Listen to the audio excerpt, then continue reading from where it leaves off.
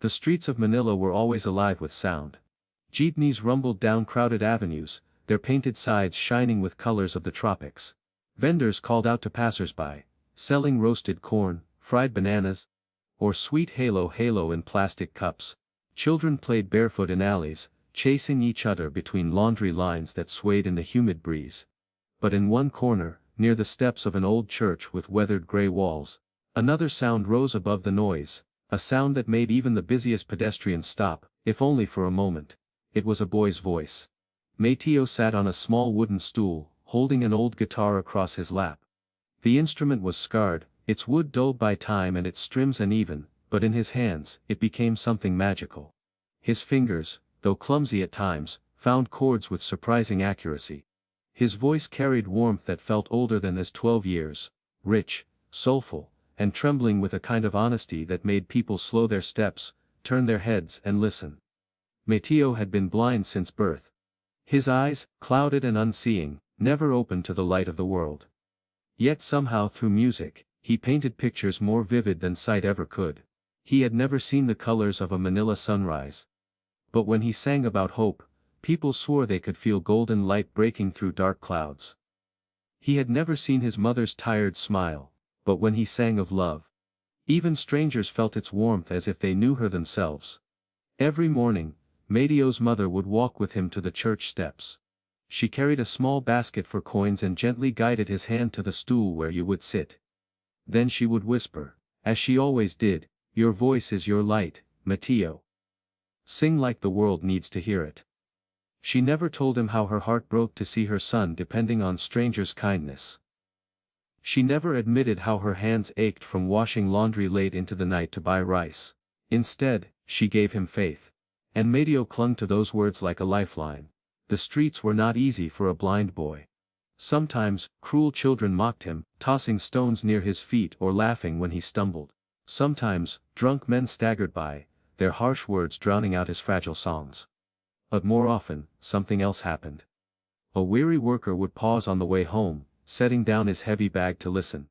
A grandmother would stop in her tracks, tears forming as Mateo's voice reminded her of her late husband.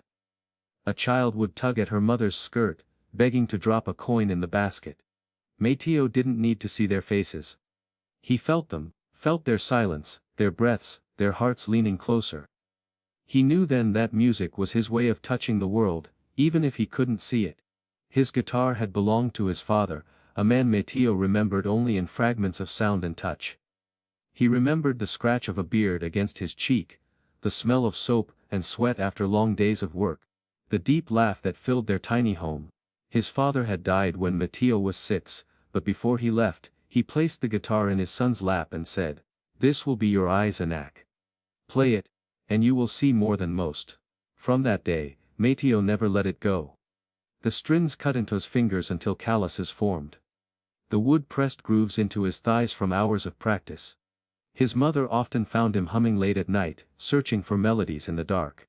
She wanted to stop him to let him rest, but when she saw the quiet joy on his face, she bit back her words. Life was not kind, but Mateo carried music as his shield. On that particular day, the sky was heavy with gray clouds, threatening rain. Mateo sat on his stool, tilting his face upward, as if listening for the storm before it came. His mother tucked a piece of bread into his hand before leaving to wash clothes at a neighbor's house. He began to play. His voice rose with a familiar song, one about dreams and courage. The melody threaded through the clamor of jeepneys, the chatter of vendors, the footsteps of rushing workers. Slowly, a small circle formed around him. Some stood silently, arms folded, lost in thought. Others recorded with their phones, drawn to the raw beauty of his voice. One woman whispered, "This boy, he doesn't just sing. He makes you feel." Mateo, unaware of the gathering crowd, sang as he always did. Not for fame, not for money, but because it was the only way he knew how to live. For him, music was air. Every note carried his longing to see, his gratitude for his mother, his memory of his father. His blindness did not cage him, it only deepened the truth of his voice. A soft rain began to fall, but no one moved. People stood, getting wet, listening as if the heavens themselves had opened to hear. A stranger stepped forward and held an umbrella over Mateo. Another gently placed coins in the basket, then another, and another. By the time he finished the song, the basket was overflowing. Not just with coins, but with folded bills, something Mateo rarely received. When his mother returned, breathless from running through the rain, she froze. Dozens of strangers were still standing, applauding softly as if they had witnessed something sacred. She hurried to Mateo's side, placing her hand on his shoulder. He smiled up at her, though he could not see her face. "Mama," he whispered. "Did I sing good today?" Her throat tightened. She wanted to tell him that his voice had stopped the city, that it had made people cry in the rain, that it had reminded them of kindness in a world that often forgot. But all she managed was, "Yes, Anak, you sang like the world was listening," and in a way it was, that rainy day in Manila. None of them could have known that a stranger's phone recording of Mateo's voice would soon travel across oceans. None of them could have imagined that this boy, blind and barefoot, sitting on a church step, would one day stand before the world on the grandest stage of all. But for now, Mateo only knew the music in his heart, and the certainty that as long as he could sing, he would never be truly blind. It happened on an ordinary afternoon, the kind of day Mateo thought would be like any other. The sun burned hot over the crowded Manila streets. Mateo sat on his wooden stool in his usual spot outside the church, his guitar balanced carefully on his lap. His mother had gone again to wash clothes for neighbors, leaving him with a small kiss on his forehead and her familiar words. "Sing with your heart, Anak. Someone will hear you." He began strumming, his voice carrying over the noise of jeepneys and vendors. A song about hope, a song he had written himself, rose into the air. His voice wove through the chaos of the city like a gentle current, soft but steady, impossible to ignore. Among the crowd that day was a tourist from Canada. She had been wandering the old city streets, camera in hand, snapping photos of colorful murals and ancient stone walls. She stopped when she heard Mateo's singing. At first, she thought it was a recording playing from a nearby shop, but when she followed the sound, she saw the small blind boy singing on the steps. Her heart clenched. She couldn't understand all the lyrics, Tagalog phrases mixed with broken English. But she didn't need to.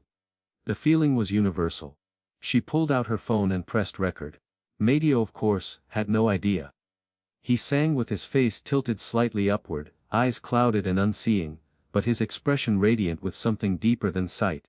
When he finished, the tourist dropped a bill in his basket and whispered, "You're incredible." Then she walked away. Her camera still capturing the world, but none of those images would travel as far as the video she had just taken. That night, in her hotel room, she uploaded the clip to social media with a caption. "This blind boy in Manila sings like an angel. The world needs to hear him." At first, it was just a few likes, a few shares. But by morning, the video had exploded. Thousands of comments flooded in. "Who is this boy? His voice made me cry. This needs to reach Simon Cowell. Give this kid a chance on HE."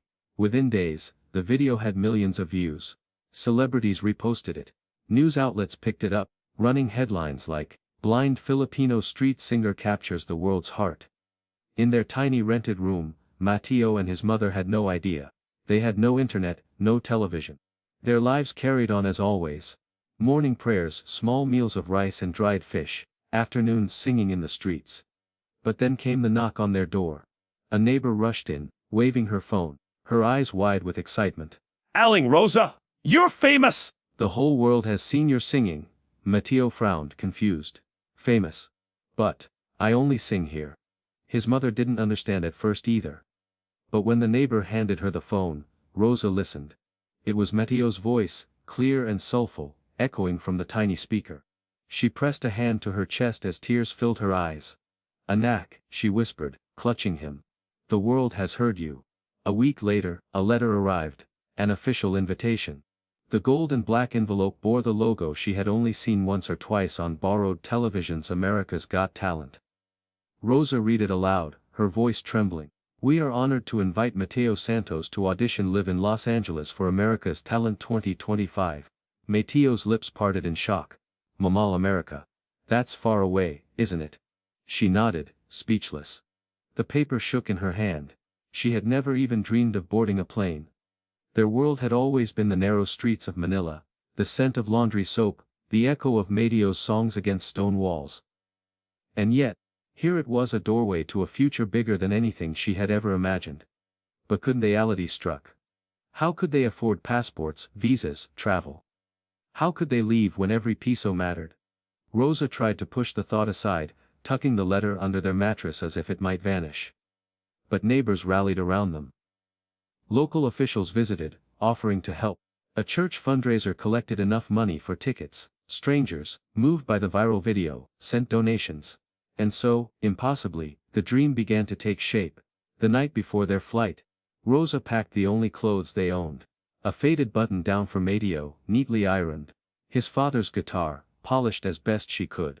She worried about how he would look on stage, standing beside children with new shoes and shiny outfits.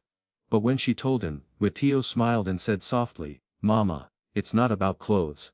It's about the song." At the airport, Mateo held his mother's hand tightly. The bustle of voices, the roar of jet engines, the unfamiliar echo of announcements, everything overwhelmed him. But Rosa whispered in his ear, "Don't be afraid. This is just another step. Sing as you always do." As they boarded the plane, Mateo ran his fingers along the armrest, marveling at the feel of something new. "Mama," he whispered. "Are we flying like the birds you told me about?" She laughed through her tears. "Yes, Anak. Higher than you've ever imagined." The long flight was filled with moments Mateo had never dreamed of. The hum of engines, the kindness of strangers who offered food, the way the cabin seemed to vibrate with energy. He leaned his head against his mother's shoulder and whispered, "If Papa could see us now, he'd be proud. Wouldn't he?" Rosa kissed the top of his head. "He is proud, Mateo, he is with us." When they finally landed in Los Angeles, the scale of the world hit them both. The air smelled different, cleaner somehow. The streets stretched wider, the buildings taller than anything in Manila. And though Mateo could not see them, he felt the vastness in the way his footsteps echoed, in the openness of the sky above him. For the first time in his life, Mateo sensed he was standing at the edge of something greater than he could understand. As they rode in the shuttle toward the hotel, Rosa held the invitation tight in her hands, as though it might disappear. She glanced at her son, who sat quietly, his lips moving as he hummed a tune under his breath. She thought of all the years of struggle, the nights she had gone to bed hungry so Mateo could eat, the times she had prayed for a miracle. And now, against every odd, that miracle had come. She reached for his hand, squeezing it firmly. "Anak," she whispered, "the world is waiting for your voice."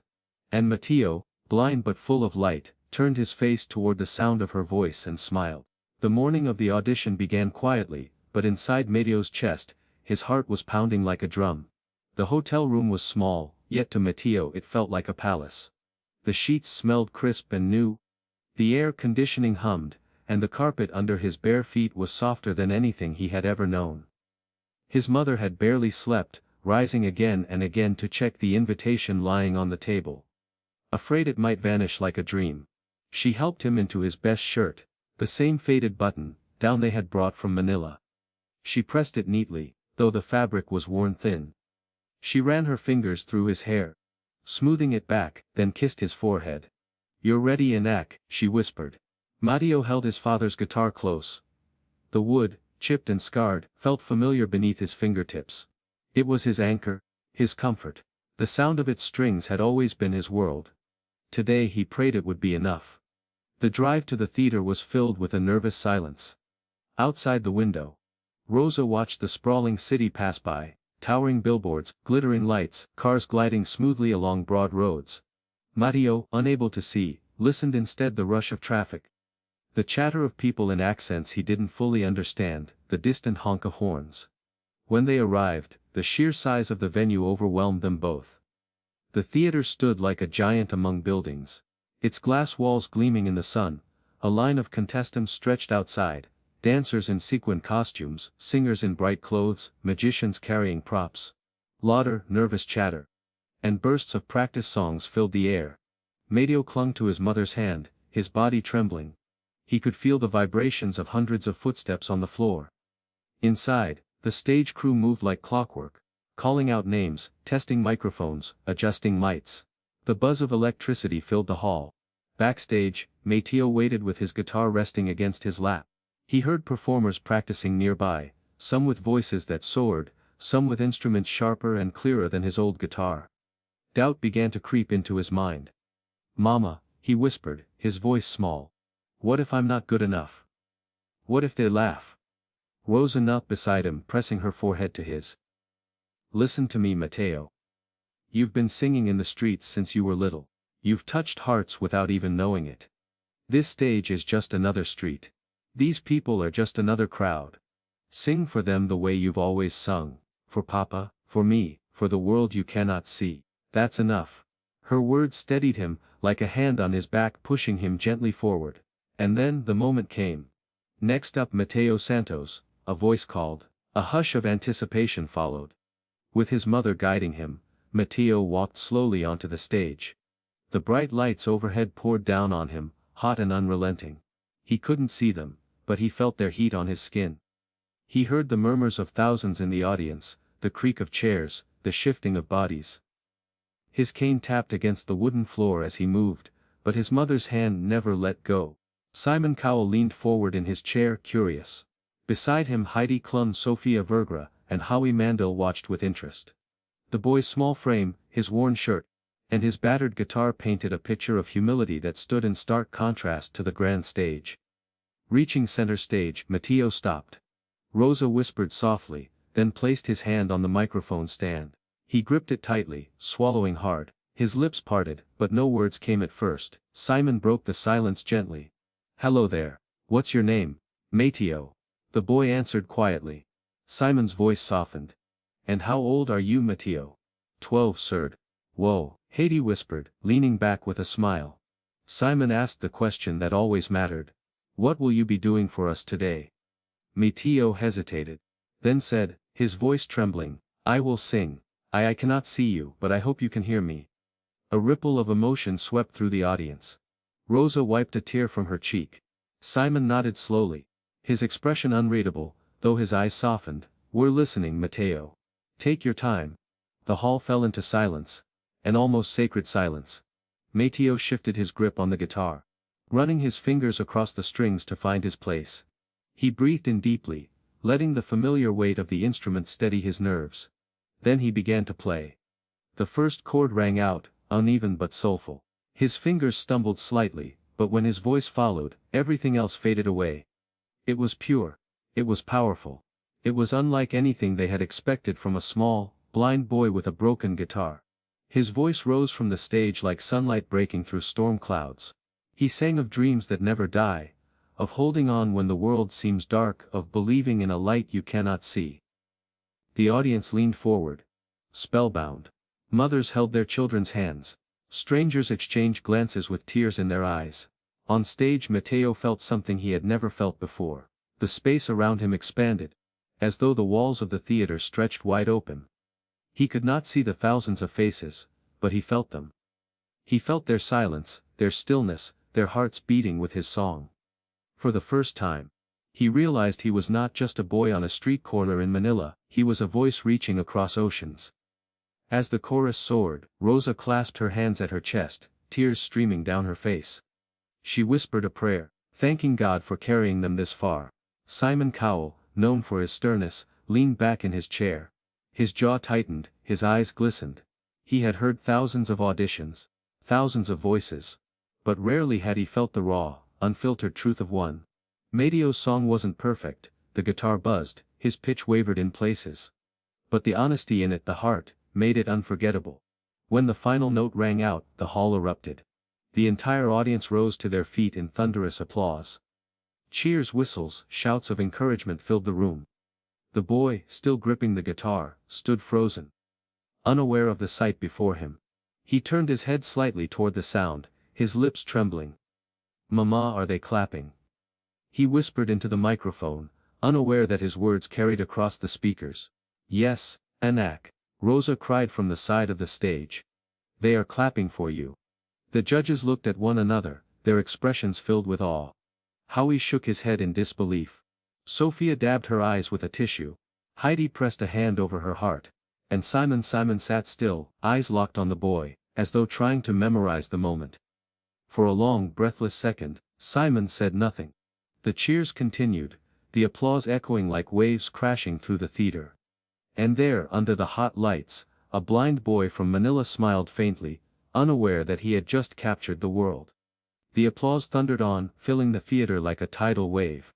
Mateo stood frozen at the center of the stage, clutching his guitar, his cloudy eyes turned toward the sound. He couldn't see the standing ovation. The thousands of people cheering with tears streaking down their faces, the glitter of stage lights bouncing off confetti cannons that had yet to fire. But he could feel it. The vibrations of their stomping feet through the floor, the warmth of their clapping hands carried through the air like a heartbeat. He leaned closer to the microphone, voice trembling. "Mama, are they happy?" From the side of the stage, Rosa cupped her hands around her mouth and shouted back, her voice breaking with tears. "Yes, anak. "They love you." The crowd roared louder at her words. Strangers wiped their eyes. A man in the balcony shouted, "We love you, Mateo," and the audience cheered again, as though he had spoken for them all. On the judges' panel, Simon Cowell sat motionless, his elbows resting on the desk, his chin propped on his folded hands. For once, he wasn't the quick-witted critic known for cutting remarks and raised eyebrows. He was just a man, staring at a blind 12-year-old who had just reminded him, and everyone else, what true music meant. Simon's throat tightened. His mind flashed through decades of auditions. Through singers with polished voices and expensive training. Yet none of them had reached him quite like this. This isn't just a boy singing, he thought. This is life itself speaking through him. At last, Simon leaned forward and pressed the button to activate his microphone. The room hushed instantly. "Mateo," Simon began, his voice unusually soft, "I've been doing this a long time. I've heard thousands and thousands of singers. But I don't think I've ever experienced anything like what just happened." The audience erupted in cheers, but Simon lifted his hand gently, signaling them to quiet down. His eyes glistened, and for a moment, he paused to collect himself. The camera zoomed in, capturing something rare. Simon Cowell, the man known for toughness, visibly fighting tears. "What you did just now," Simon continued, his voice cracking, "was more than singing. You reached into everyone's hearts. You reminded us what music is supposed to do. It makes us feel. And you made us feel everything. And you made us." Lips trembled as he whispered into the microphone, "Thank you, sir." But Simon wasn't finished. His voice dropped lower, more personal. "Mateo, you said earlier that you cannot see us. Well, let me tell you something. Tonight the whole world sees you. And they will never forget you." The theater fell into a silence so heavy it felt like the entire audience was holding their breath.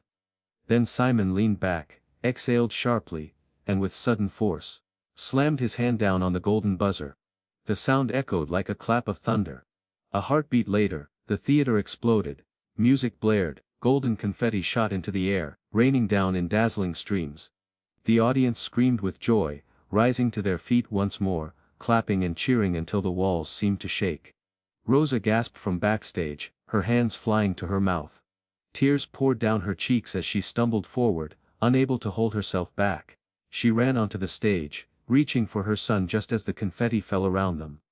Mateo flinched at the noise, confused, overwhelmed by the sudden eruption. "Mama.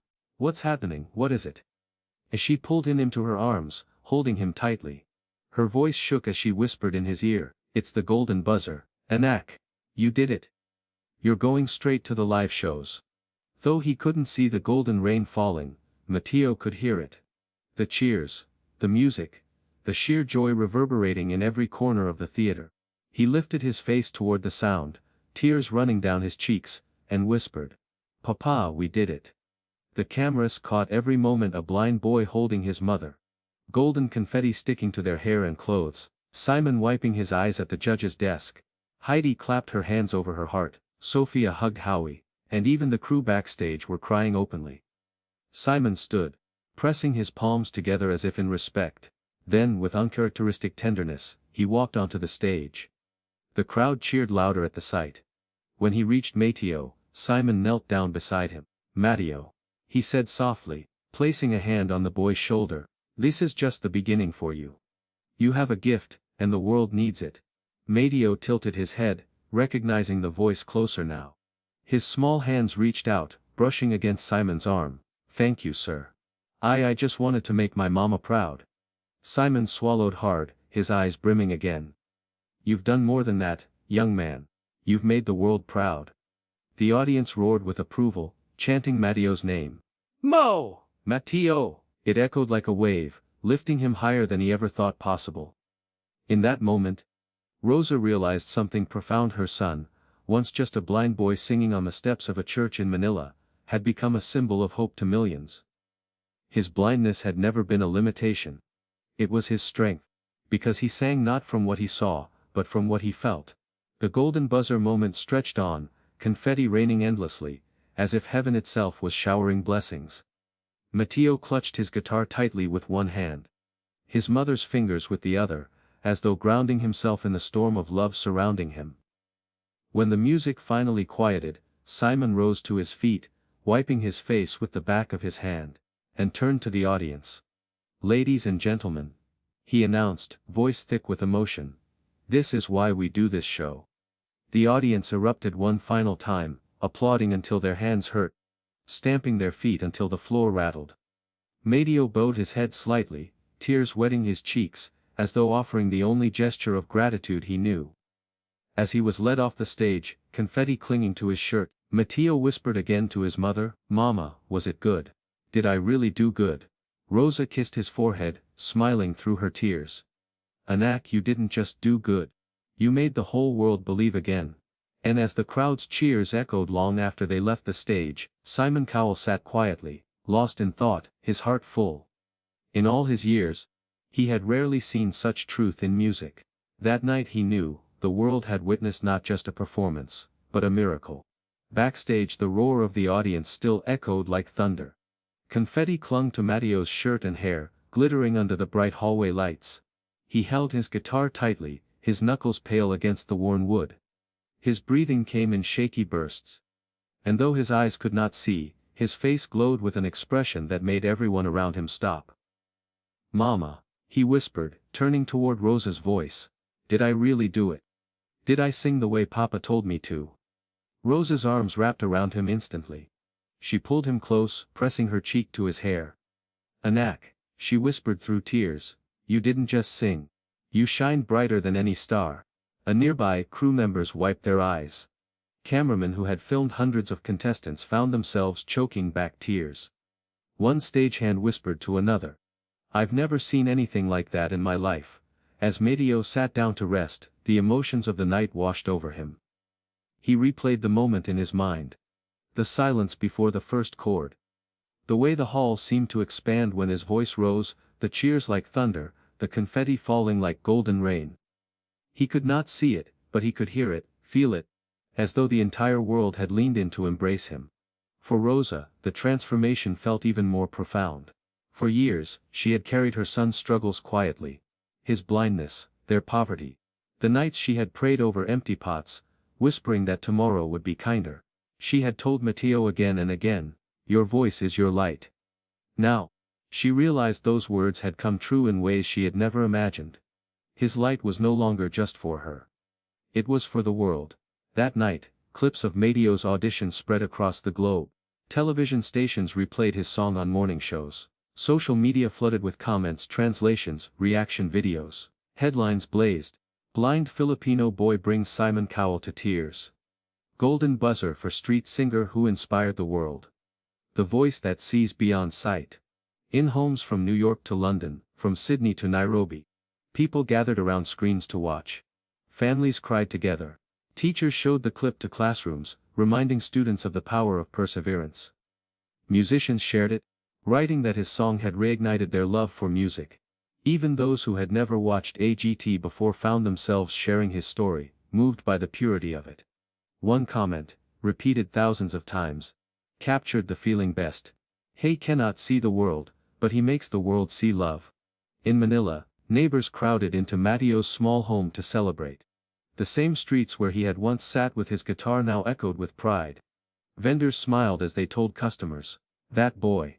He's ours." Children hummed his song while playing in the alleys, their voices carrying like echoes of his own. But for Matteo, the journey wasn't about fame or recognition. One evening, after the Golden Buzzer episode aired, he sat quietly with his mother in their hotel room. The world outside buzzed with interviews and cameras, but inside it was just the two of them, as it had always been. "Mama," he said softly, "why do people cry when I sing?" Rosa smiled sadly, brushing his hair back from his forehead. "Because Anak, you remind them of something they forget. You remind them of hope." Mateo tilted his head, considering this. "But, I'm just singing. I'm just me." "That's why it works," she whispered. When the live shows came weeks later, Mateo returned to the stage with new confidence. He still wore simple clothes, still held his battered guitar. But now the world leaned forward with anticipation. The pressure was enormous, but he reminded himself of his mother's words. "This is just another street. These are just people who need a song." And he delivered. Again and again. Each performance carried a message of courage and resilience, each note a prayer stitched into melody. He sang not to impress but to heal. Audiences across America and beyond voted for him, not out of pity, but out of love, for the way he made them feel seen in their own struggles. Simon Cowell, once skeptical of so many hopefuls, spoke of Mateo in interviews with an almost paternal pride. "What he has," Simon said, "cannot be taught. It's not technique, it's truth, and in all my years, I can count on one hand the number of performers who've had that." By the finale, Mateo had become more than a contestant. He was a phenomenon, a reminder that greatness doesn't require sight, love, or perfection. Only courage, love, and authenticity. Whether he won the season or not became secondary. The victory had already been achieved the night golden confetti fell upon a boy from Manila who sang the world awake. Months later, after the whirlwind of AGT ended, Mateo and his mother returned to the Philippines. Crowds greeted them at the airport, waving banners that read, "Welcome home, Mateo," and "Our Golden Boy." But in the midst of all the celebration, Mateo only smiled quietly, holding Rosa's hand. "Mama," he said, "I don't need to see the world. As long as I can sing, I already know it's beautiful." Tears filled Rosa's eyes as she kissed his hand. She realized then that her son had given the world a gift far greater than music. He had shown them that light is not found in what the eyes see, but in what the heart believes. The story of Mateo spread far beyond AGT. Foundations for blind children were named in his honor. Fundraisers inspired by his journey helped provide instruments and training for kids in poverty.